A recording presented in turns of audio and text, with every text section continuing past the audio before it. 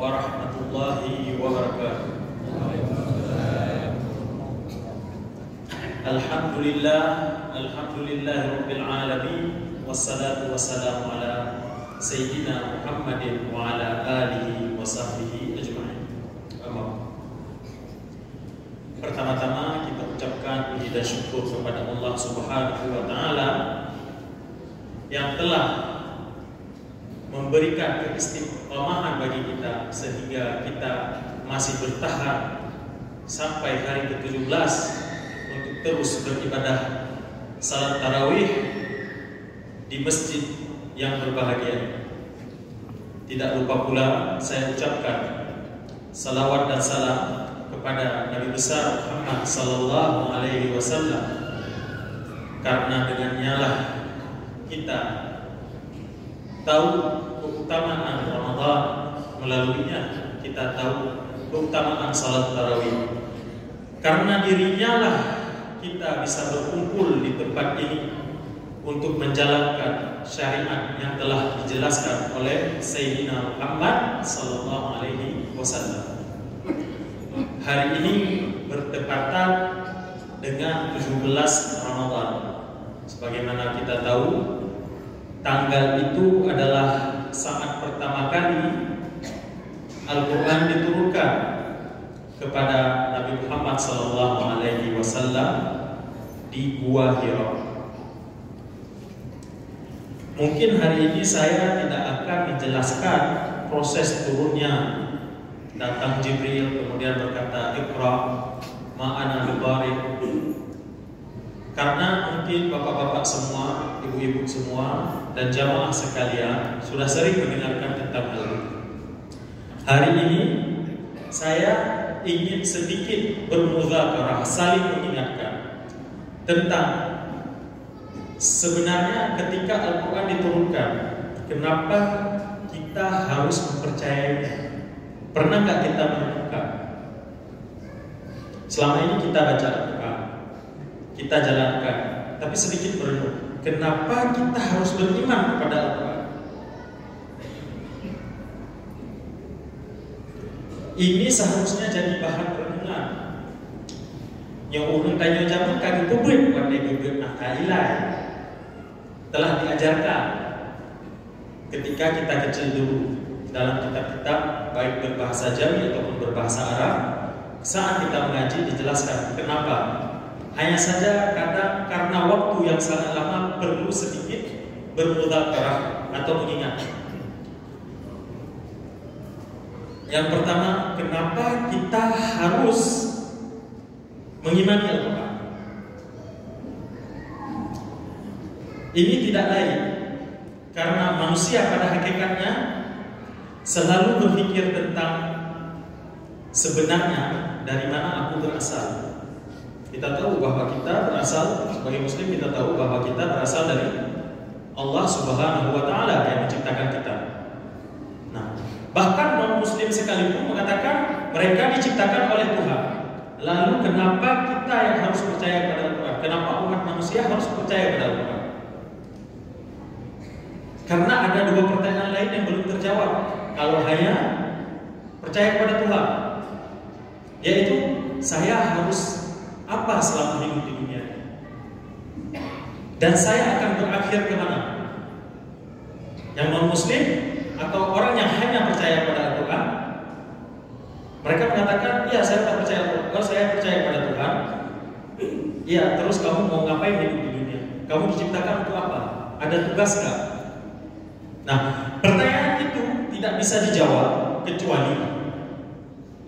kecuali jika ada penjelasan langsung dari Tuhan. Ada penjelasan langsung dari Tuhan. Nah, tapi masalahnya bagaimana kita tahu penjelasan langsung dari Tuhan? Ada dengan Tuhan, kan tahu. Nah, tinggal ada satu peluang terakhir, yaitu apakah Tuhan mengutus hambanya untuk menjelaskan tentang tugas manusia untuk berada di muka bumi ini. Setelah kita cek, ternyata ada beberapa manusia yang mengaku bahwa bahwa dia utusan dari Tuhan, sebagai penyampai pesan atau risalah dari Tuhan. Nah, tapi bagaimana cara kita membedakan mana yang benar, mana yang salah? Akal mengatakan kalau memang ada utusan pembawa risalah, pembawa pesan dari Tuhan, maka harus ada buktinya. Sebagaimana kalau seseorang mengaku misalnya, saya utusan Pak Gubernur, katanya punya bukti dulu utusan gubernur. Nah, surat perintah ada nggak surat bahwa Anda benaran utusan Pak Gubernur atau Pak Presiden? Nah, begitu juga utusan dari Tuhan. Kita tanyakan, apa bukti bahwa Anda bisa kami percaya sebagai utusan dari Tuhan? Kalau dia tidak memberi bukti, maka itu cuma dakwaan, ngaku-ngaku. Pernah kisah saat saya haji. Waktu itu saya mengurus jamaah-jamaah dari berbagai daerah di Indonesia. Ada orang karena buru-buru pengen dapat kunci hotel, ngaku-ngaku saya saudara Jika. Saya bilang, mana buktinya? Gak ada. Kalau gitu saya saudara Jokowi. Kalau ngaku semua orang bisa. Nah, sedangkan untuk membuktikan itu butuh dalil, butuh pembuktian. Apa buktinya bahwa dia dari Tuhan? Dia harus membawa sesuatu yang orang lain tahu bahwa ini tidak mungkin kecuali dari Tuhan. Apa itu? Itu yang dinamakan dengan mukjizat. Nah, jika ada orang yang bertanya, apa bukti bahwa kamu itu nabi? Katakan, saya mempunyai mukjizat. Harusnya seperti itu. Ini tanda, istilah haji itu surat rekomendasi Tuhan, mukjizat. Kalau tidak percaya, coba kalian seluruh umat manusia saya tantang untuk membawa hal yang seperti ini. Karena Tuhan menspesialkan saya dengan hal ini, makanya manusia tidak mungkin membawa mukjizat. Makanya pada masa Nabi Musa, sehebat apapun Fir'aun tidak mampu membelah lautan. Pada masa Nabi Isa, sehebat apapun Kaisar Romawi tidak mampu menghidupkan orang mati. Begitu juga nabi-nabi yang lain, semuanya membawa mukjizat. Jadi syarat pertama bagi para nabi dalam menyampaikan risalah harus mempunyai mukjizat agar orang percaya. Nah, itu menjadi bukti kebenarannya. Jadi dia juga tidak boleh bohong. Karena dia membawa mukjizat berarti apa yang didakwakannya tidak bohong. Nah, membawa bukti dan tidak berbohong ini apa yang kita kenal dengan salah satu sifat Nabi, yaitu as-siddiq. Apakah itu cukup? Tentu belum. Para ulama mengatakan ada syarat kedua. Apa itu syarat kedua? Syarat kedua, oke, kamu dari Tuhan, tapi siapa yang bisa jamin kalau semua pesan Tuhan kamu sampaikan dengan sempurna? Itu pertanyaan yang sangat mungkin diajukan. Nah, maka dari itu ada syarat kedua. Apa itu? Bahwa dia menjamin amanah dari Tuhan, yaitu pesannya, tersampaikan atau dibawa secara utuh kepada umat manusia. Maka dari itu para nabi harus memiliki sifat kedua, yaitu menjaga amanah. Jadi setelah siddiq ada amanah. Nah, salah satu sifat dari amanah ini adalah dia berhasil menjaga dan dia bisa terpercaya. Orang yang disebut orang amanah kan orang terpercaya. Menjaga amanah masjid, dia dipercaya untuk menjaga amanah masjid, menjaga barang-barang masjid, karena dia bisa dipercaya. Jadi ada sifat yang namanya amanah. Orang yang punya sifat amanah tidak melakukan kesalahan. Bagi umat manusia ada peluang, tapi kalau risalah Tuhan, sedikit kesalahan manusia bisa mengatakan, kamu kan pernah buat salah. Bisa jadi kamu kali ini salah yang kamu sampaikan. Bisa jadi kamu silap. Kamu mungkin bisa dipercaya, tapi bisa jadi kamu silap. Jadi untuk kesempurnaan amanah, ada yang dinamakan dikatakan dengan ismah atau maksum, terjaga dan dijaga. Jadi Nabi nggak boleh salah, terutama yang berkaitan dengan risalah. Nah, jadi kita sudah tahu bahwa Nabi ada salah satu sifat, yaitu sifat siddiq dan amanah. Kemudian, apakah amanah saja cukup? Dia berhasil membawa dan menjaganya. Apakah itu cukup? Belum. Masih ada satu hal lagi, yaitu menyampaikannya kepada umat manusia.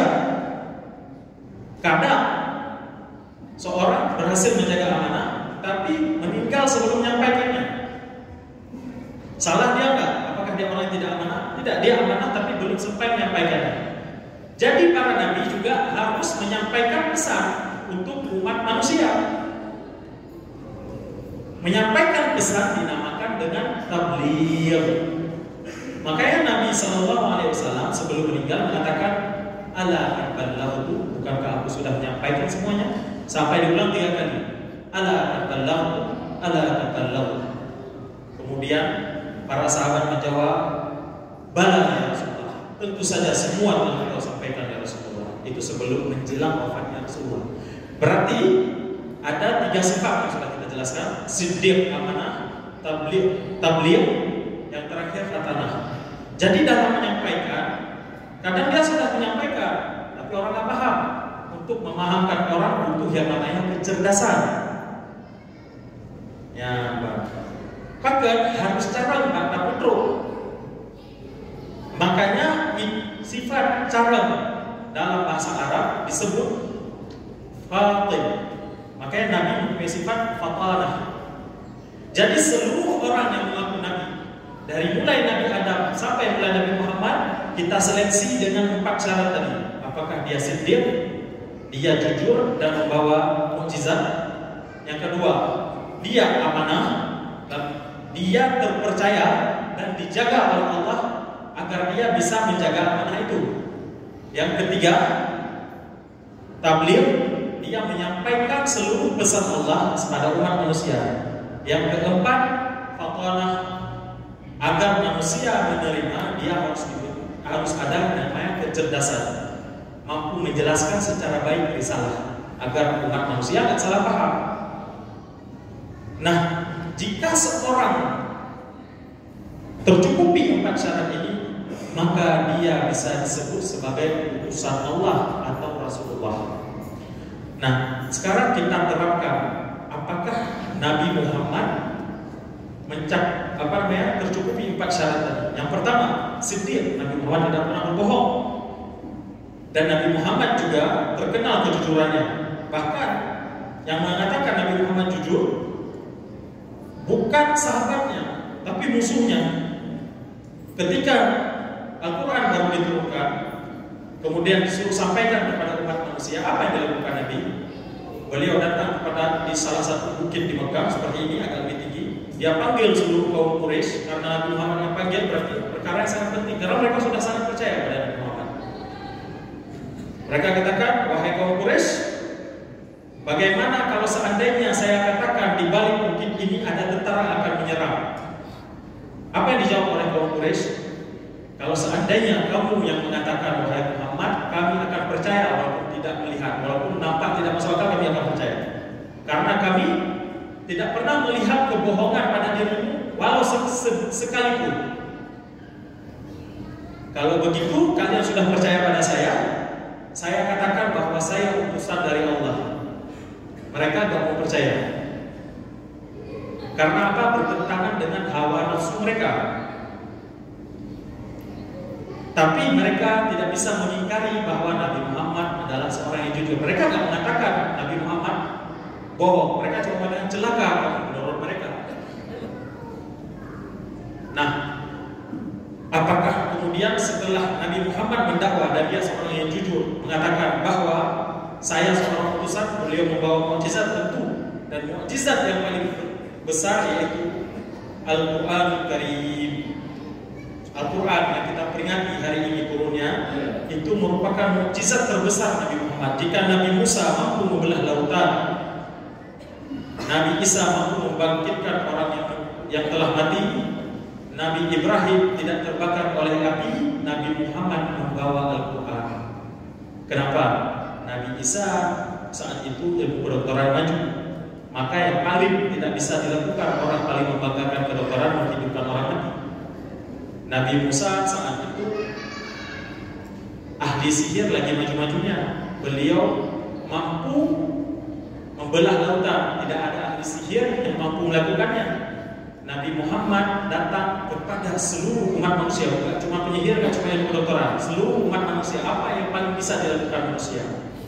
Berkalam atau berbicara, membuat kata-kata. Orang buta, orang bisu, orang pintar, orang bodoh, semua bisa berkata-kata. Mampukah kalian membuat kata-kata sebagaimana yang aku datangkan, itu Al-Quran?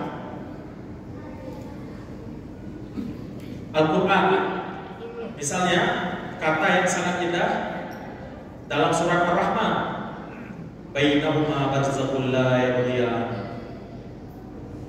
majmul bahrain yaltaqiyan, bainahuma barzakhul la yabghiyan, fa bi ayyi ala'i rabbikuma tukadziban. Saat dua lautan bertemu, di tengahnya ada sebuah pembatas yang tidak saling masuk mubatah. Oke? Nah, itu sebuah fakta ilmiah disampaikan dengan bahasa yang indah. Majmul bahraini yaltaqiyan. Ada Tengku Imam, Tengku Ikram yang dibaca ayatnya cukup indah terasa, tenang ate mangan amiu.